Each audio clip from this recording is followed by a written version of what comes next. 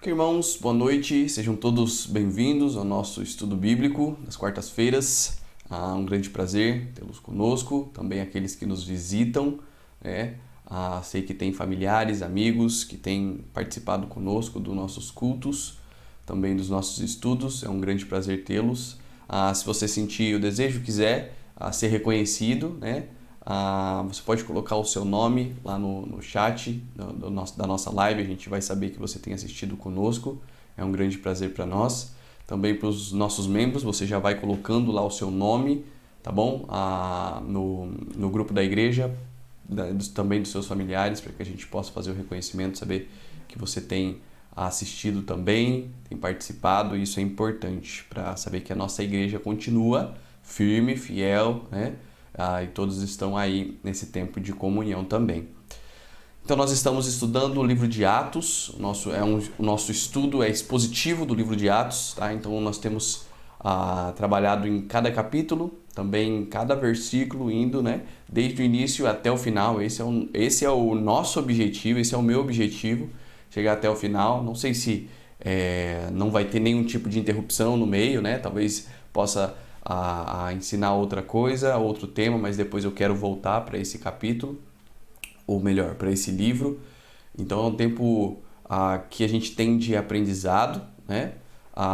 Um livro que muitas vezes é mal interpretado pelas nossas igrejas, principalmente novos convertidos aí, também seitas e igrejas pentecostais. Então é importante que a gente tenha a interpretação correta das escrituras, e por isso a gente vai vendo cada detalhe, cada doutrina, o que fazer, o que não fazer, e tudo isso é importante para a nossa edificação, né? O objetivo dos estudos de quartas-feiras são sempre edificação, carne, conhecimento. Então a gente sempre tenta se aprofundar um pouco mais em alguns temas que às vezes não são tratados, né? É quase uma EBD assim, talvez um pouco mais a fundo, dependendo da sua turma aí, mas o importante é que você tenha esse conteúdo, tá bom? Então por isso peço a sua atenção, né? Se já tem alguma coisa que te atrapalha aí, talvez no celular, talvez alguma coisa, deixa tudo de lado, foca no estudo para que você consiga reter o máximo possível, tá bom? Então vamos iniciar com a nossa leitura do livro de hoje, tá bom? Do capítulo, no livro de Atos, capítulo 5, espero que você esteja com a sua Bíblia em mãos aí para acompanhar, né? Não quero que você fique preguiçoso, já que eu estou fazendo a apresentação no PowerPoint aqui, e aí já tem a maioria dos versículos, mas é importante que você tenha a sua Bíblia em mãos, saiba folheá-la, né? E hoje a gente vai ler capítulo 5, Atos, capítulo 5, do versículo 12 até o versículo 16, tá bom? Caso a gente chegue até o versículo 16, que é o meu objetivo, sempre tenho o objetivo de fazer mais rápido, mas acaba, né, demorando um pouco mais, às vezes numa explicação ou outra, mas meu objetivo é chegar até o versículo 16 hoje. Mas caso eu chegue e o tempo sobre, a gente vai continuar do versículo 17 em diante depois com a leitura, tá bom? Então, mas agora a leitura inicial do versículo 12 até o versículo 16. Diz assim: Muitos sinais e prodígios eram feitos entre o povo pelas mãos dos apóstolos, e costumavam todos reunir-se de comum acordo no pórtico de Salomão. Mas dos restantes, ninguém ousava juntar-se a eles, porém o povo lhes tributava grande admiração. E crescia mais e mais a multidão de crentes, tanto homens como mulheres, agregados ao Senhor, a ponto de levarem os enfermos até pelas ruas e os colocarem sobre leitos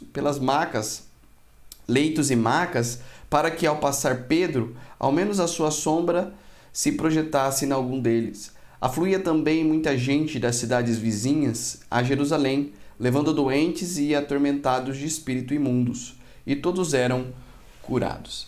Então vamos orar nesse momento, levando a Deus esse tempo em oração.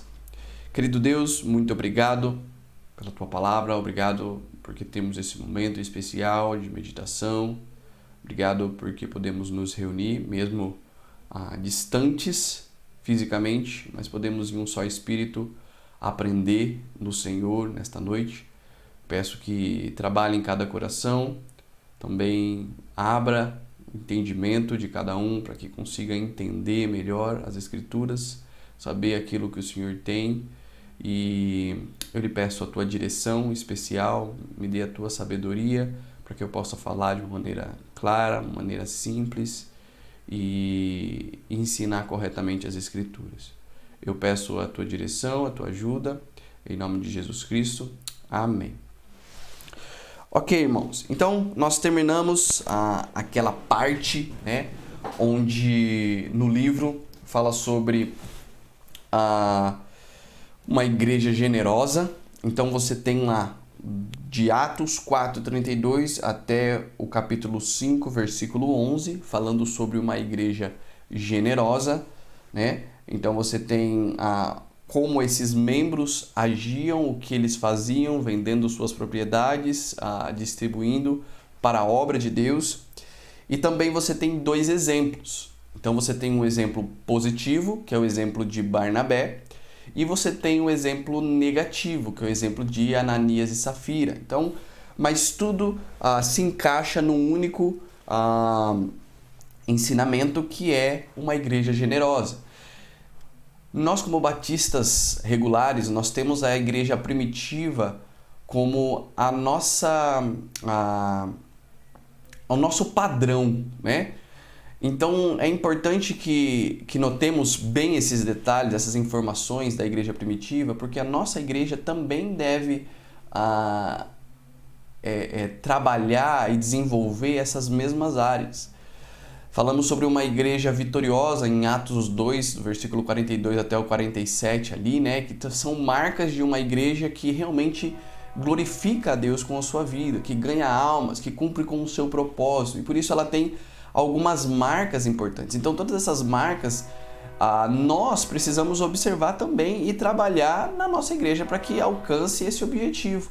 Então, quando o livro de Atos ele repete, né, algumas vezes sobre uma igreja generosa, ele quer mostrar que a nossa igreja hoje, atual, as nossas igrejas, melhor dizendo, elas devem ter também essa característica de generosidade. Tanto individualmente, cada um deve trabalhar, deixar Deus trabalhar no seu coração, como também coletivamente com uma igreja local. Então, vimos com o mau exemplo de Ananias e Safira alguns pontos importantes aí, né? Vou colocar na tela para vocês acompanharem ou lembrarem. Então, falamos que o ensinamento nesse trecho específico, né? Um ensinamento amplo é generosidade, mas o ensinamento nesse trecho de Ananias e Safira nós conseguimos aprender que de Deus não se zomba, né? De Deus não se zomba. E falamos sobre o pecado de Ananias e Safira, que foi a mentira, onde eles tentaram mentir para homens por algo que eles já haviam prometido para Deus, já haviam feito um voto para com Deus, mas estavam tentando, né, talvez trazer uma imagem boa de si mesmos, mas de verdade o Espírito mostrou o que realmente estava acontecendo, porque de verdade eles tinham um coração mundano. Esse é o nosso segundo ponto. Um coração egoísta, egocêntrico, orgulhoso, né? Que deixou Satanás tomar conta. O próprio Pedro fala, porque deixaste Satanás encher teu coração, falando para Ananias ali. Então você vê um coração mundano apegado às coisas dessa terra, que é exatamente contrário a um coração ideal que Deus preparou para os seus servos, que é um coração novo, focado em coisas eternas, focado naquilo que realmente vale a pena. E também, por último, lá falamos de Deus não se zomba com a sua obra. Afinal de contas, eles estavam supostamente fazendo aquele voto para a obra, mas estavam fazendo de qualquer jeito. E falamos sobre isso, que a obra de Deus ela deve ser feita da melhor maneira possível, né? Porque maldito o homem que, como diz o versículo lá, deixa eu clicar lá, né? Maldito o homem que fizer a obra do Senhor relaxadamente. Maldito aquele que fizer a obra do Senhor relaxadamente. Então, vimos que nós não podemos zombar ou tentar enganar ou mentir na obra de Deus, né? E nem para homens que trabalham na sua obra, porque nós devemos tratar essas coisas de uma maneira séria, levando as coisas de Deus a sério, porque é dessa forma que Ele quer para nós e para a nossa vida. E hoje nós vamos entrar aqui numa outra parte que se encontra no capítulo 5, aí, né? E ela termina no capítulo 5, que é o testemunho dos apóstolos, né? O testemunho dos apóstolos. Mas é interessante que após o episódio em que o livro mostra, né, uma marca de uma igreja generosa, a marca de uma igreja generosa, nós temos o foco no ministério dos apóstolos. Interessante que mais uma vez aqui é repetido uma marca que já foi falada lá no início, tá bom? Eu quero que vocês vão comigo lá para Atos 2, só virar aí uma página, né, rapidinho. Atos 2, versículo 44 e 45, ele fala sobre uma igreja generosa. Olha só: todos os que creram estavam juntos e tinham tudo em comum. Vendiam suas propriedades e bens, distribuindo o produto entre todos, à medida que alguém tinha necessidade. Então, quando nós passamos por esse trecho, né, lá em Atos 2, nós falamos sobre essa marca de generosidade e igualmente falamos da marca de ter uma liderança que tem um bom testemunho, uma liderança que realmente exerce a sua autoridade na igreja, que se encontra aqui no versículo 43. Olha só: em cada alma havia temor, falamos sobre essa característica também, e muitos prodígios e sinais eram feitos por intermédio dos apóstolos. Então você tem aqui uma igreja que nós devemos copiar, tá? Nas nossas igrejas do dia de hoje. E você tem uma característica de uma liderança que realmente é espiritual, uma liderança que é poderosa. É claro que hoje nós não temos mais apóstolos como eles tinham na época, né? Não temos mais milagres como eles tinham na época, porque todos esses milagres tinham um propósito específico, como eu já disse e repito, era para a autenticação da mensagem, né? Mas, da mesma forma, nós precisamos desse princípio aqui, de uma liderança boa, de uma liderança firme, uma liderança espiritual, uma liderança que realmente é poderosa em Deus. Olha só, mas quando eu falo poderosa aqui, não é uma liderança que faz milagres, que sai curando por aí, não é disso. Mas é uma liderança que realmente é próxima de Deus, que busca em Deus comunhão, né? Que dirige a igreja conforme a vontade de Deus. Isso é uma liderança poderosa nos dias de hoje, tá bom? E da mesma forma que é destacado aqui os sinais e prodígios que os apóstolos faziam, né? Por intermédio dos apóstolos eram feitos, nós temos aqui no capítulo 5 mais uma vez os apóstolos fazendo milagres, tá bom? Então, o livro ele vai sempre destacando coisas importantes. Ele vai sempre focando em áreas ou marcas que nós precisamos copiar e que eles tinham e que fazia realmente efeito, né? Que surtia efeito ali. Mas interessante que quando nós pensamos no testemunho dos apóstolos, né, da época, automaticamente nós comparamos com o que nós temos hoje dos supostos apóstolos, né? Então nós temos apóstolos também nos dias de hoje, que na verdade são falsos apóstolos, né? Porque você tem as qualificações dos apóstolos bem claras ali, em Atos 1, você tem, né? As qualificações, também 1 Coríntios 15, se eu não me engano, 15 ou 16, você tem as qualificações também do apostolado. Então, mas o que são esses apóstolos dos dias de hoje? Automaticamente você quer comparar, você vai comparar, né? Por que essas pessoas se chamam apóstolos? Olha só, eu peguei algumas informações, eu pesquisei um pouco e eu vi o que esses apóstolos têm feito, principalmente nos dias de hoje, né? Homens que se dizem de Deus, mas têm brincado com a fé dos crentes, dos irmãos, dos fiéis. Parece que eles gostam de comércio, é incrível, né? Ou de milagres, etc. Eu não tenho medo de falar o nome dele aqui porque esses falsos mestres aqui devem ser refutados publicamente também. Então você tem o apóstolo Valdomiro, bem conhecido, que já vendeu caneta, água, chave, tijolo, sementes ungidas, que essa é mais recente, para os seus fiéis com o propósito de abençoá-los. Então, a proposta é sempre que quanto mais eles dão, mais eles vão receber. A teologia da prosperidade aí, pregada por esses homens. Você tem o apóstolo Edir Macedo, que ensina seus pastores a pedirem dinheiro para os fiéis. Já viram esse vídeo? Você pode colocar lá, dá um Google, né? Um YouTube, coloca lá. Apóstolo Edir Macedo ensinando seus pastores a pedirem dinheiro para os fiéis. Você tem também. Eu não sabia que esse tipo de curso existia, né? Talvez ele nem sabia que estavam gravando ali no momento, mas o fato é que ele ensina realmente os seus pastores a pedirem dinheiro. Como é que eles podem constranger talvez uma pessoa, manipular e etc. Mas é um apóstolo isso aqui, né? Ou melhor, se diz apóstolo. E você tem um apóstolo Agenor Duque. Depois você pode pesquisar o que esse ser fez, né? Que cuspiu na boca de uma fiel, tá? Com o objetivo de curá-la do seu vício. Então, no vídeo ele diz que ela estava com o seu interior todo... Eu não me lembro o termo exato que ele usa lá, né?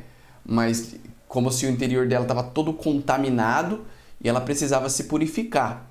Então ele fala para ela abrir a boca e ele gospe na boca dela, né? Cospe na boca dela e diz que ela estava curada depois daquela nojeira. Então é um apóstolo isso aqui. De verdade, não são apóstolos, são falsos mestres esses homens, né? Não pregam a palavra como nós vamos ver que os apóstolos realmente faziam. Então você tem 12 apóstolos somente. Você tem o 13º apóstolo, que é o Paulo, né? Escolhido diretamente por Cristo, chamado por Cristo. Você tem os 12 que foram comissionados por Cristo. Matias toma o lugar de Judas, também direcionado por Deus. Lá em Atos 1 você vai ter essa informação no finalzinho do capítulo. Então você tem os 12 apóstolos com Matias, sem Judas, e você tem o 13º apóstolo, que é o apóstolo Paulo, que é direcionado, ou tem o seu foco, né, do seu ministério direcionado aos gentios. É o apóstolo dos gentios, também chamado. Então, depois desses homens, não existiram mais apóstolos.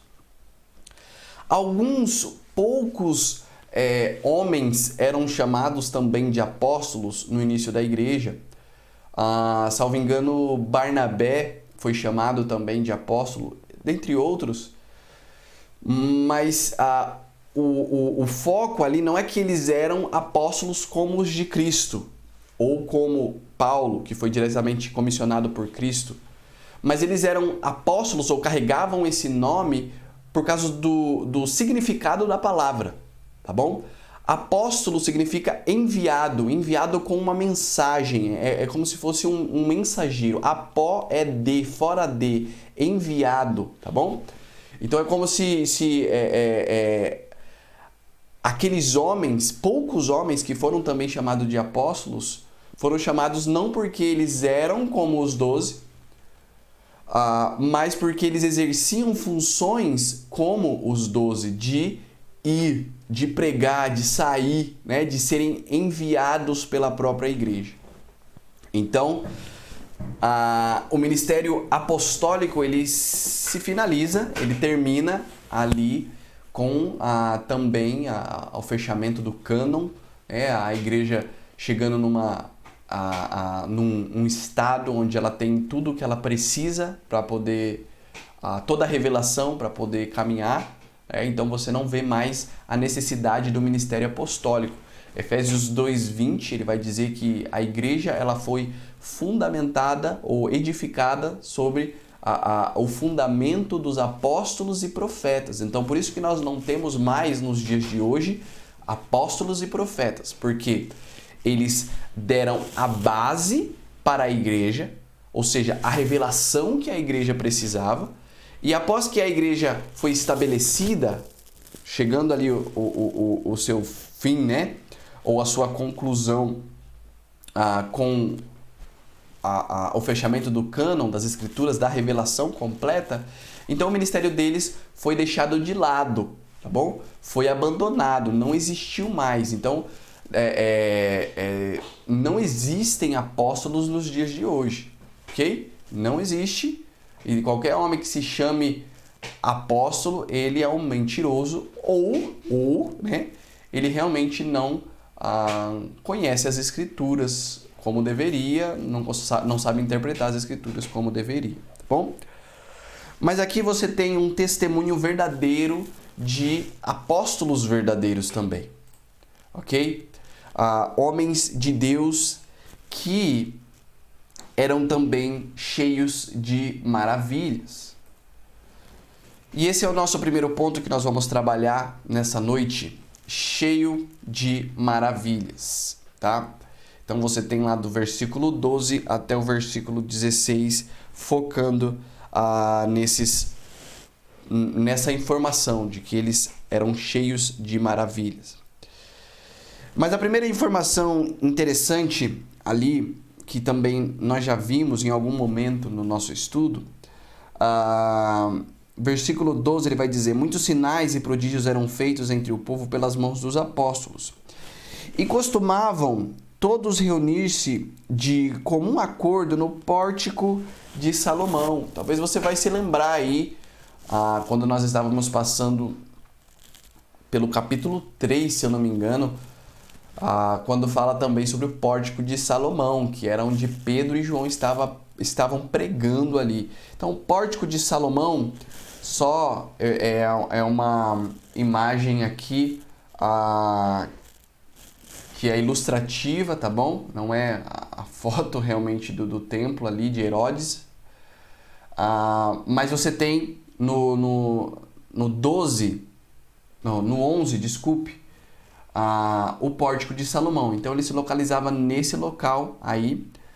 E ele tinha esse nome, como nós já falamos também, porque provavelmente ele incluía material da construção do templo original, do templo do próprio Salomão.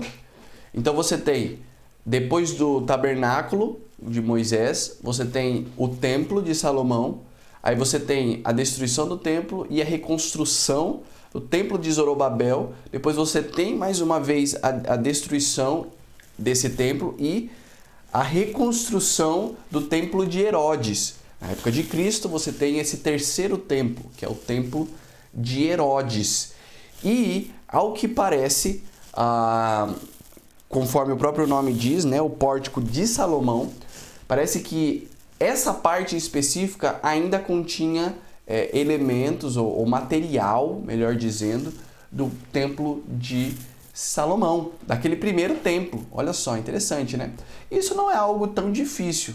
Na verdade, se a gente for para Israel, em Jerusalém, você tem ali parte do muro, né, do templo. Então, por mais que ele tenha sido destruído, partes sobraram. Então, a ideia é a mesma. Eles reutilizaram partes daquele templo inicial de Salomão. E por isso, ele é chamado de pórtico de Salomão. Então, eles se reuniam nesse local específico, provavelmente porque esse local ele providenciava um ambiente, né, um bom espaço para que eles pudessem pregar. Então o objetivo é que eles estavam ali para pregar a palavra de Deus e também fazer milagres anunciando a sua palavra. Olha só, e o que é interessante também aqui é que diz que eles costumavam todos reunir-se de comum acordo. Ou seja, a unidade é uma característica essencial de uma igreja. Essencial. É muito esquisito quando você participa de uma assembleia numa igreja onde parece que cada um tem uma opinião e sai todo mundo confuso porque nada consegue ser resolvido, porque realmente um está indo para um lado, outro está indo para o outro, um pensa de um jeito, outro pensa do outro. No final das contas, aquele membro acaba saindo da igreja porque ele pensa diferente, etc. Então, isso não é uma característica de uma igreja ideal, tá bom? Então, o ideal é que sempre pessoas, os membros da igreja, busquem a Deus, estejam em comunhão com Deus, que é um só Deus, um só Espírito, e por isso tenham o direcionamento desse mesmo Espírito para tomar suas decisões. Interessante que eles estavam de comum acordo, né? Ou seja, não, é ali mesmo, vamos todos para lá, é um direcionamento de Deus e vamos fazer aquilo que Deus quer para as nossas vidas naquele lugar. E continua dizendo no versículo 13, assim: mas dos restantes ninguém ousava juntar-se a eles, porém o povo lhes tributava grande admiração. Esse restante aí, né, você pode entender da seguinte forma: com base no último acontecimento de Ananias e Safira, parece que todos os estranhos à igreja, todos aqueles que não participavam da igreja em si, puderam entender que servir a Deus não era uma coisa qualquer, tá bom? Servir a Deus não era uma coisa da boca para fora, podia ser feito, não. Eles, com aquele episódio, eles souberam que Deus havia realmente castigado, corrigido, disciplinado Ananias e Safira, porque eles estavam zombando do seu nome. Então aquelas pessoas, os restantes, como é falado aqui, parece que eles sabiam muito bem, né, que não era que você não podia se declarar cristão de qualquer forma, porque tal compromisso, sendo um cristão, exigia também um compromisso ou tinha exigências estritas, né, para as quais eles não estavam de forma alguma preparados. Ou seja, interessante como esse versículo ele contrapõe, né, os restantes daqueles que estavam ouvindo, daqueles que estavam seguindo, daqueles que faziam a parte da igreja. Mas, mesmo eles não fazendo parte da igreja, conhecendo o que aquele Deus havia feito, né? O mesmo Deus que nós temos hoje, mas que ele havia feito ali com Ananias e Safira, que é um Deus de tratamento sério, isso não os impedia de ouvir. Então, por isso eles estavam ali ouvindo, mas eles não, como diz o versículo, eles não ousavam a se juntar com a igreja. Parece que eles estavam meio assim receosos, né? Puxa, parece que é um passo sério. Se eu for ali, eu vou ter que tomar um passo sério. E como eu já disse, o versículo ele faz questão de contrapor, né? De contrastar, na verdade, os fiéis daqueles que apenas estavam ouvindo. E aqui nós temos um ensinamento também interessante, porque a nossa igreja ela deve influenciar os de fora a realmente temerem a Deus. Eles devem ver na nossa igreja e também na nossa vida que nós levamos Deus a sério, tá bom? Então, isso me incomoda bastante, igrejas que juntam o santo com o profano. Você pode servir a Deus de qualquer jeito, porque tá tudo certo, não tem problema, ele vê o coração, etc. Mas de verdade, ao mesmo tempo, de fato, Deus vê o coração, né? Mas ao mesmo tempo ele deixou escrito aquilo que ele quer para os seus servos. Então não adianta você dizer, não, mas o meu coração está em paz, mas o seu coração está em paz com algo que está contrário àquilo que Deus deixou, ao princípio de santidade, ao princípio de firmeza, de temor. Então, de verdade, eu prefiro ficar com as Escrituras do que com o seu coração. A própria palavra já diz: enganoso é o coração mais do que todas as coisas e desesperadamente corrupto. Quem o conhecerá? Ou seja, o coração do homem, ele é perverso, né? Maldito o homem que confia no homem. Que essa passagem vai reforçar também ali.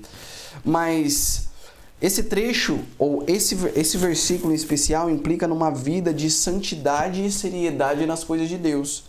Era bem interessante como eles podiam ver, os de fora podiam entender que aqueles que participavam da igreja levavam Deus a sério. E se eles não levassem Deus a sério, esse mesmo Deus iria corrigi-los, né? E por isso eles ficaram, eles não ousavam juntar-se a esse grupo, porque talvez eles estavam receosos, mas será que vai acontecer comigo alguma coisa, etc. O ponto é que nós precisamos levar Deus a sério. Não podemos agir como tantas outras igrejas que existem por aí.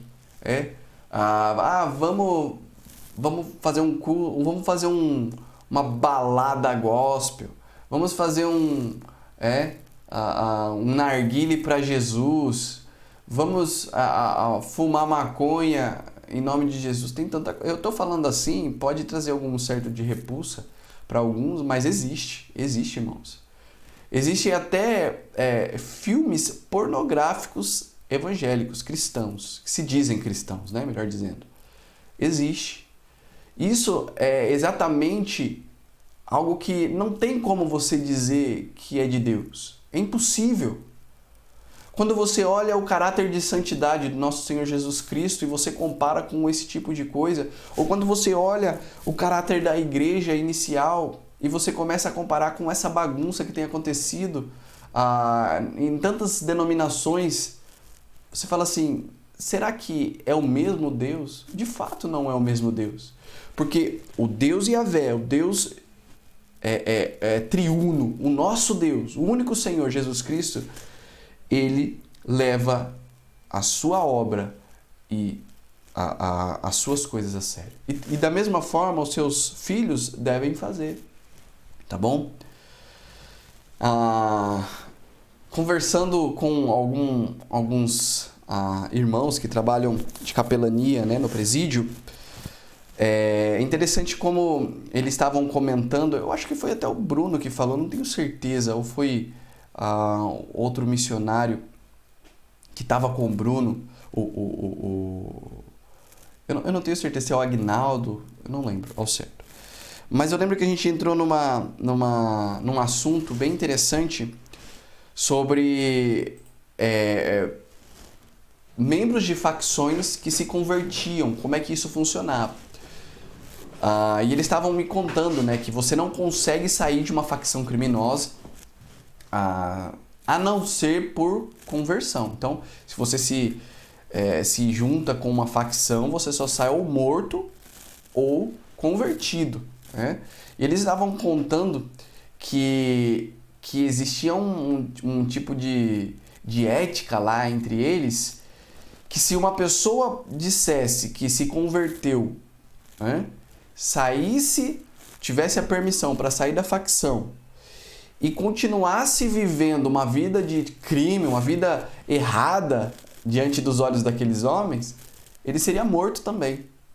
Interessante, né? Como até mesmo entre essas facções, eles têm um entendimento de que o cristão, ele deve levar as coisas de Deus a sério. O crente, ele deve levar as coisas de Deus a sério. Da mesma forma, como igreja, nós precisamos tratar as coisas de Deus a sério. Não adianta você tentar fazer de qualquer jeito. Não é assim que Deus quer.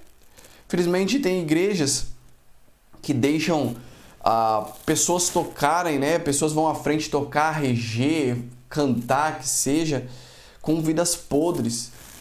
Conheci já uma igreja, eu soube de uma igreja que tinha uma irmã que estava namorando um descrente, vivendo uma vida completamente errada, talvez até tendo relações sexuais fora do casamento, com seu namorado ali, fornicação, e ia pra frente e tocava, né?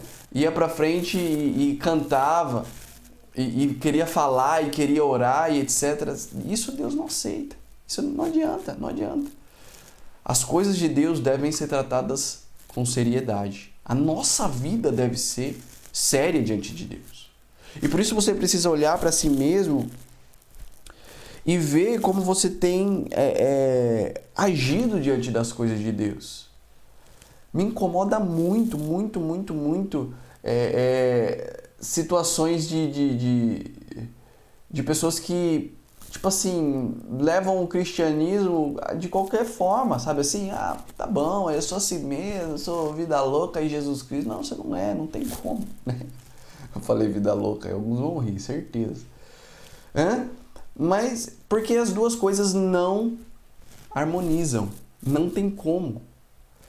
Ou você é um filho de Deus e você é separado, ou você é um crente meia boca. Ou até mesmo você nem é crente. Tá bom? As coisas de Deus devem ser tratadas seriamente. Pessoas que dão mau testemunho para os de fora vêm servir na igreja. E o que essas pessoas realmente estão mostrando do seu cristianismo? Tatuagens e piercings e coisas do tipo. Isso não demonstra um caráter cristão. Não demonstra um caráter cristão.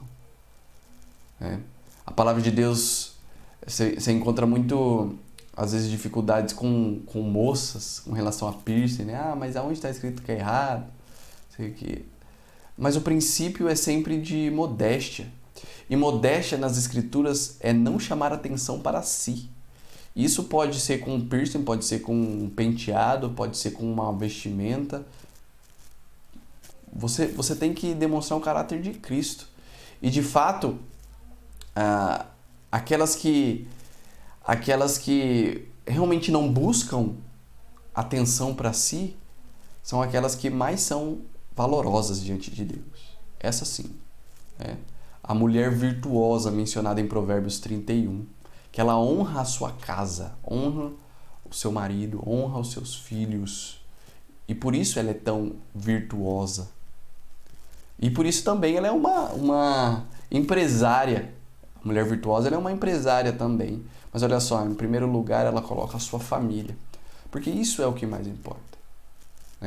Você colocar as coisas de Deus em primeiro lugar. E ele diz na sua palavra que a família vem em primeiro lugar. Família. Deus. Deus, família.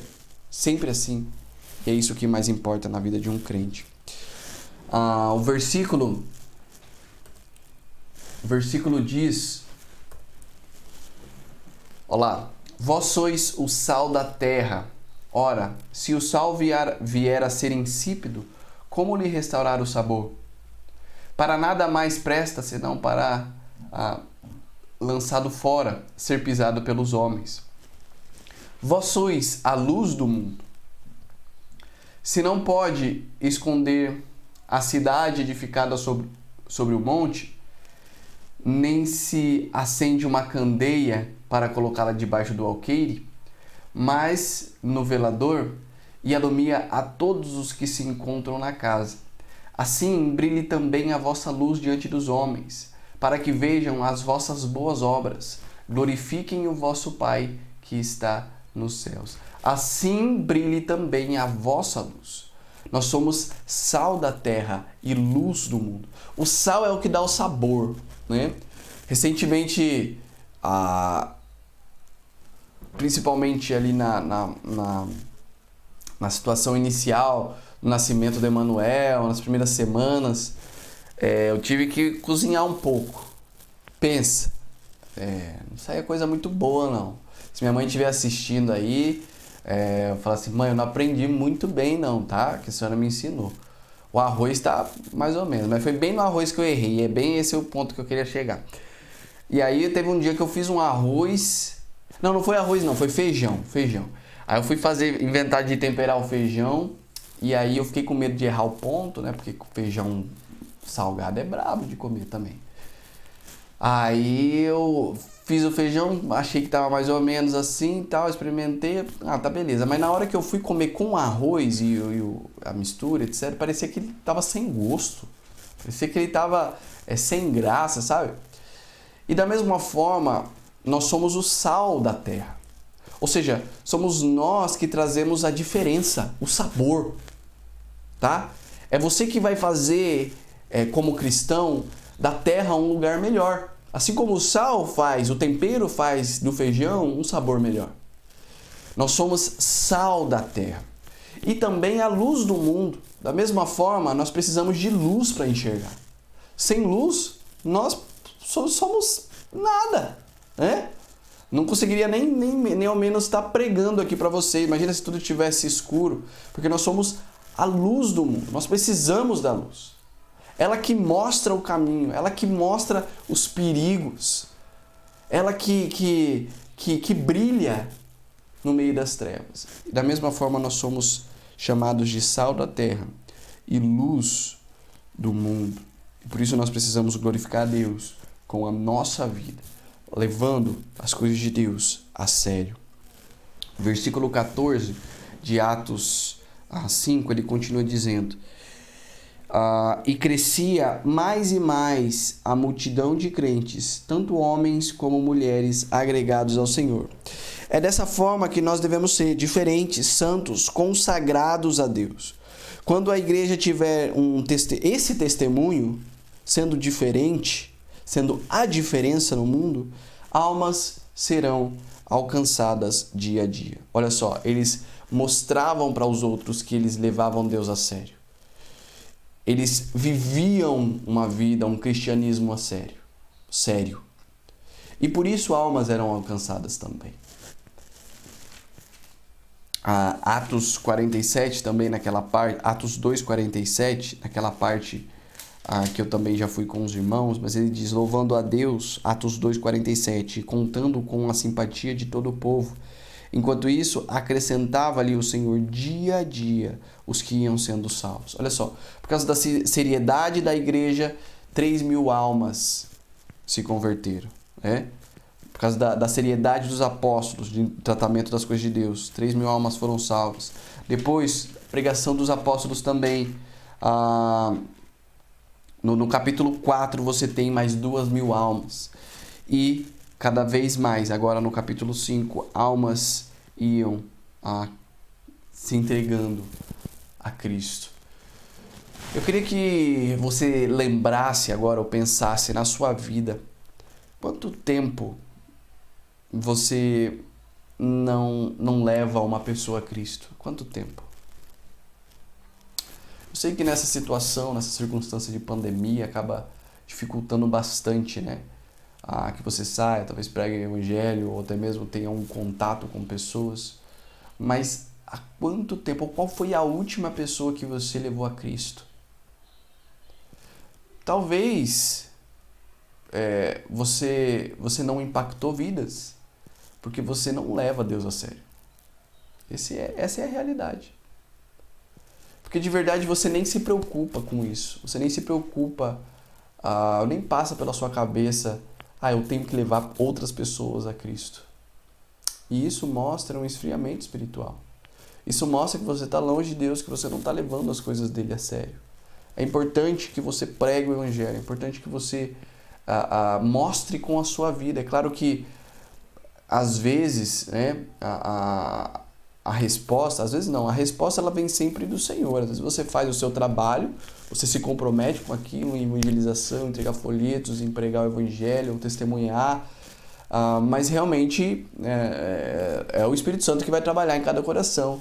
Mas quando você tem um bom testemunho, essas pessoas são influenciadas, constrangidas a viver diferente, a entender que, olha, ele leva Deus a sério, ele é um servo de Deus. Eu sei que eu não vou poder oferecer uma bebida para ele porque ele é um servo de Deus. Eu sei que eu não vou poder oferecer um cigarro porque ele é um servo de Deus. Eu sei que eu não vou poder chamar ele para festinha, balada, porque ele é um servo de Deus. Olha, você faz diferença, você influencia pessoas através da sua vida. E isso faz com que você ganhe almas para Deus. Quando uma igreja, como um todo, faz isso, se compromete com isso, eles ganham almas para Cristo. A igreja ganha almas para Cristo. E talvez é um ponto também para você pensar na sua igreja. Quanto tempo que você não vê uma alma se convertendo na sua igreja? Isso é algo para se preocupar e pensar também. Mas continua no versículo 15 e 16 de Atos 5, ele diz: a ponto de levarem os enfermos até pelas ruas e os colocarem sobre leitos e macas, para que, ao passar Pedro, ao menos a sua sombra se projetasse em algum deles. Afluía também muita gente das cidades vizinhas a Jerusalém, levando doentes e atormentados de espíritos imundos, e todos eram curados. Olha, o foco é o testemunho deles através dos milagres, através daquilo que eles faziam no poder de Deus. E aqui fica bem claro que o poder daqueles homens, dos apóstolos, que eles podiam efetuar através do Espírito Santo tudo aquilo.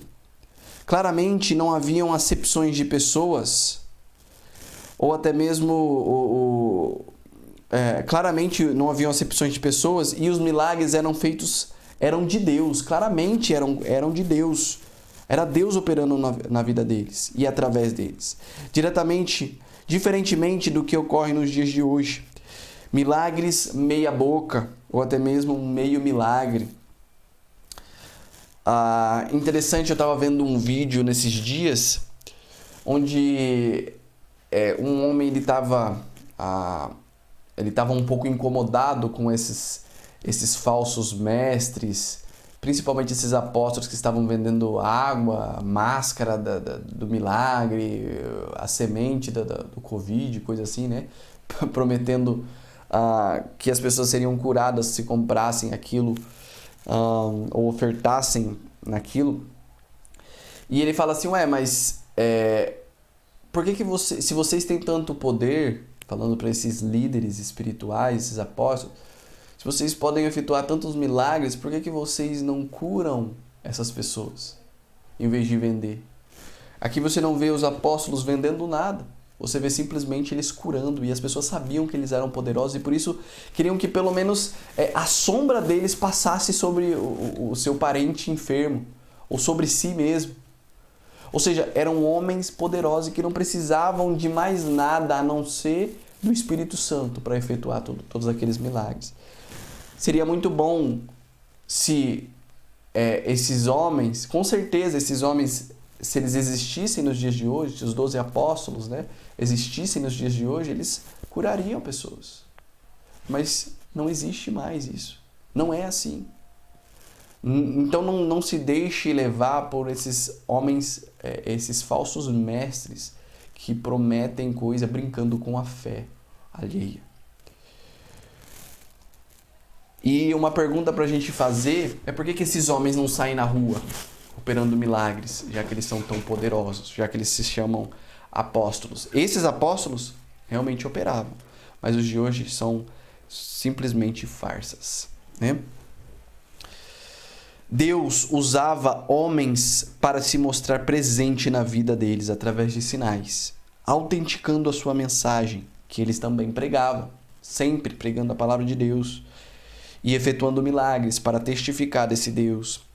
Hoje, a presença de Deus ainda é evidente na vida de grandes homens dele, pois tudo o que eles fazem é notória a mão de Deus, porque ele é bem-sucedido. É interessante, né? Como homens de Deus realmente são bem-sucedidos. E eu não estou falando financeiramente, eu estou falando de que ele é uma pessoa feliz e parece que tudo que ele faz é abençoado, é próspero. Da mesma forma como acontecia com José, né? Que tudo que ele fazia realmente Deus fazia prosperar. Da mesma forma, até o ponto de ser o segundo no Egito ali. Daniel, da mesma forma, sempre colocando Deus em primeiro lugar e por isso alcançou posições tão grandes ali como um líder de vários governos, várias nações que dominavam. Então você tem esse mesmo princípio nos dias de hoje.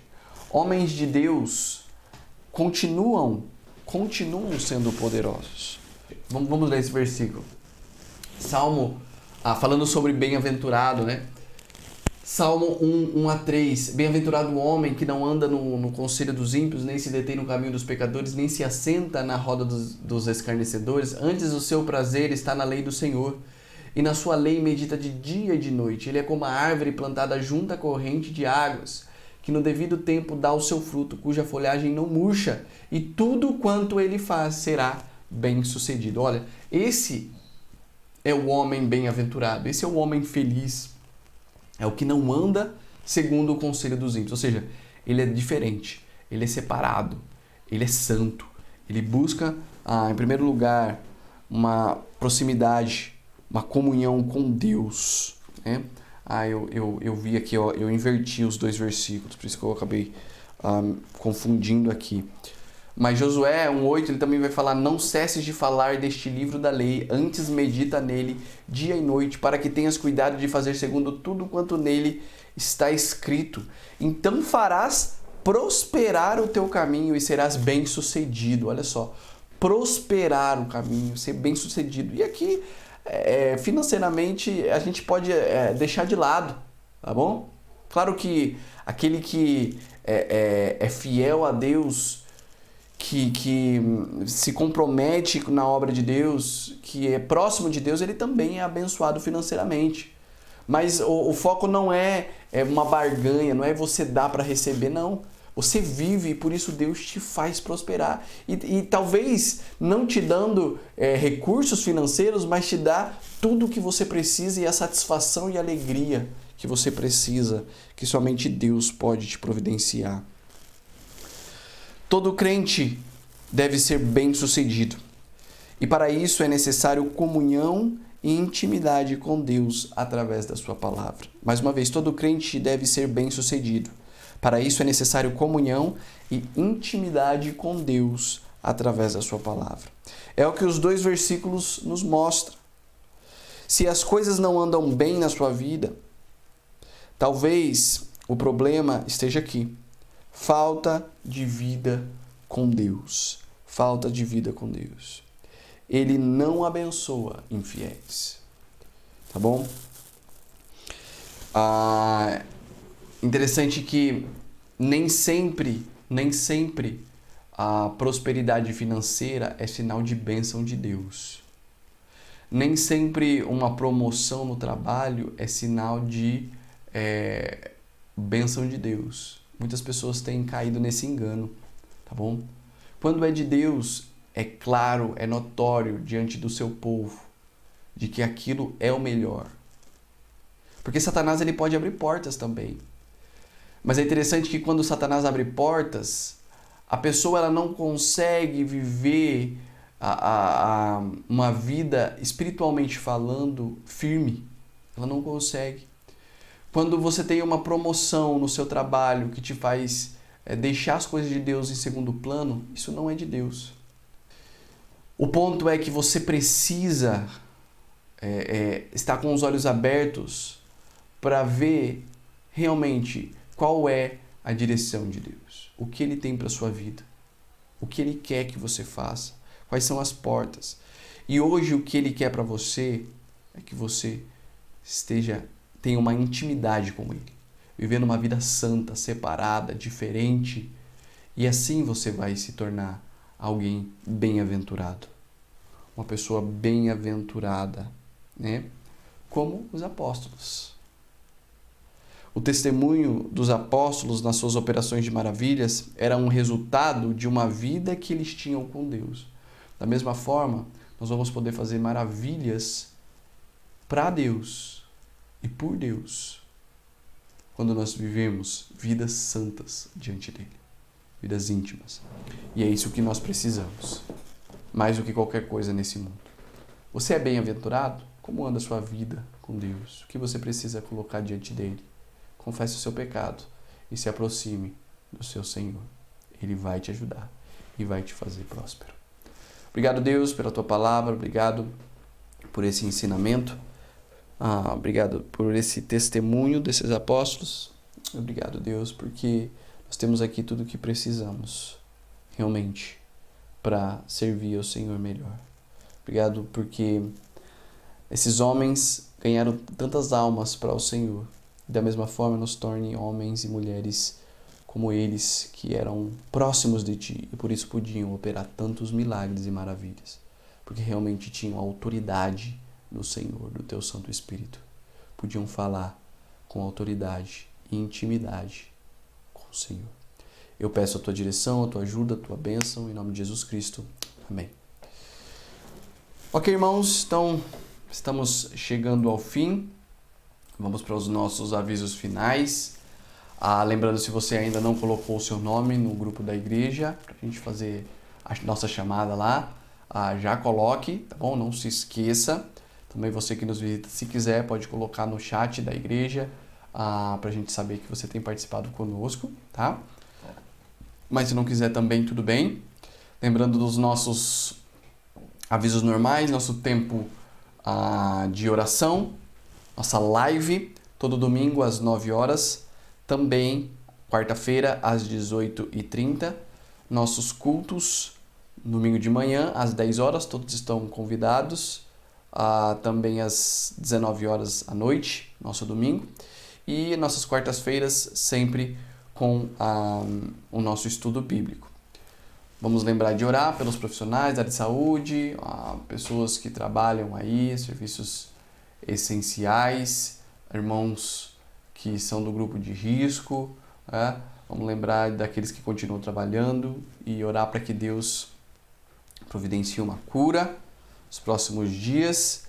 Lembrando também do plantão dos irmãos, estão sempre lá na igreja recolhendo a sua oferta, né? Da Cesta de Amor, ajuda do seminarista, do Projeto Acre, mordomias, etc. Também ajuda para a manutenção do terreno, desse lado aqui. E lembrando também que eles estão sempre todo domingo, das 17 às 18 e nas quartas-feiras, caso haja necessidade, das 18 até às 19. Inscreva-se no canal se ainda não fez, ative as notificações, deixe o seu like, compartilhe o nosso vídeo e para a igreja, lembre-se de decorar o Salmo 126 nesse mês, tá bom? E a gente vai também crescer dessa forma, decorando a palavra de Deus. Escondi a tua palavra no meu coração para eu não pecar contra ti. Então é importante guardarmos, e não somente guardarmos, mas também aplicarmos aquilo que Deus nos deixou. Ok, irmãos? Muito obrigado pela tua presença mais uma vez e desejo a todos uma excelente semana na graça e presença do nosso Senhor. Até a próxima.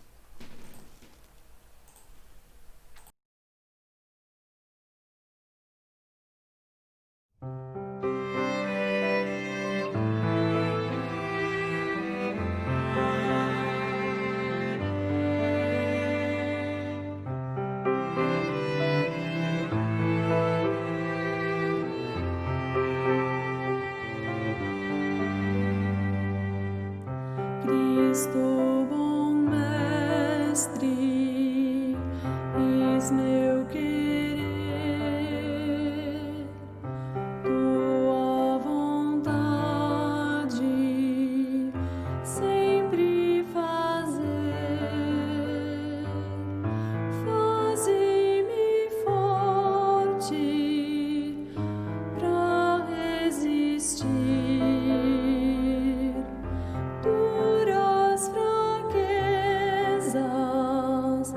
Que possam ver.